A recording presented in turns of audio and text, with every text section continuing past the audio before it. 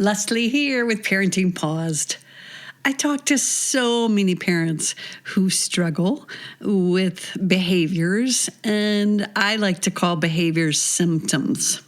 Instead of my kid is acting out or my kid is behaving in a certain way, I like to support parents in realizing my kid has a symptom. So often in our parenting, we attend to the symptoms and we forget to go to the root cause.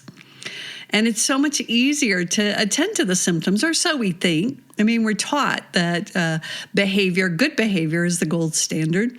So anytime we see a behavior that's negative or that activates us or triggers us, we want to solve that symptom or fix that symptom or do something to the symptom, which means we go outside and we try to control the symptom.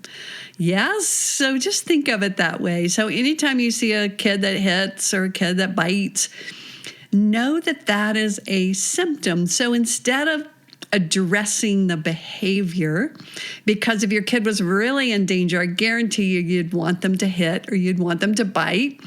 So instead of saying, we don't hit or we don't bite, and of course I just did, so it never really works to address that symptom over and over again, what would it be like to look at the root? Now, the way to get to the root is to ask yourself, when would you hit or when would you bite? Like if you were really young, what would you have to be feeling? What would be your internal root experience to hit or to bite or to yell or to slam the door or to roll your eyes, whatever the behavior is that we get so crazy over and try to want to control? Think about the root. And I know you know this because we've all been there and we all have these roots. When I behave in certain ways, I can always track it back to my root. And the root is that I feel threatened in some way. My personal me, my story of me, that I should have authority as a parent, or I should be respected, or I should be listened to, whatever it is, that feels threatened in that moment. Now, the reason we want to get to that root is because if you feel threatened by your child's behavior, I can pretty well guarantee you that your child is feeling threatened by your behavior.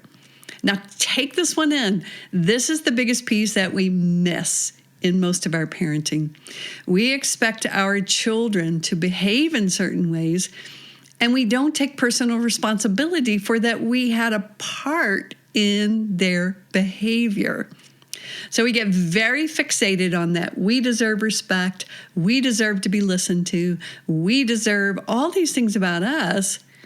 But we forget when our personal feels threatened, most likely our child's sense of their self felt threatened by our pushing, our pulling, our forcing, our having an agenda, our not resting back and really seeing where our child is, what they can receive, what they can do. Really take this in, because this one's really, really big. And that's the piece that I find always missing in, I would say, most of the parenting work that I've seen. Even in some of the conscious parenting, we still get very caught in our story of me.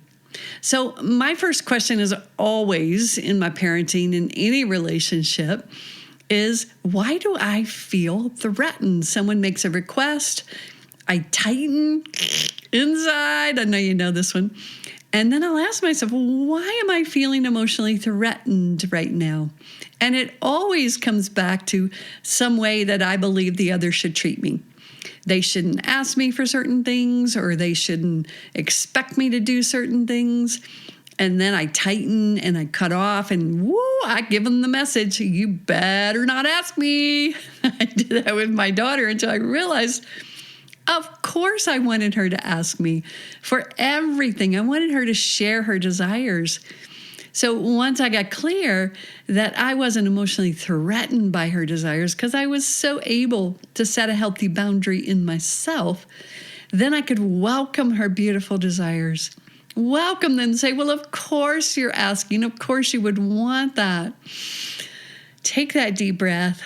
Didn't feel like an emotional threat.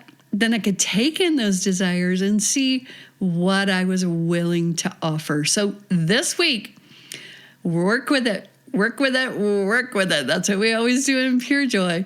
And if you feel threatened by your child's request or by their behavior, go to your safe seat and ask yourself, why am I feeling threatened in that moment? What part of me is feeling threatened? And is it important? Is it real?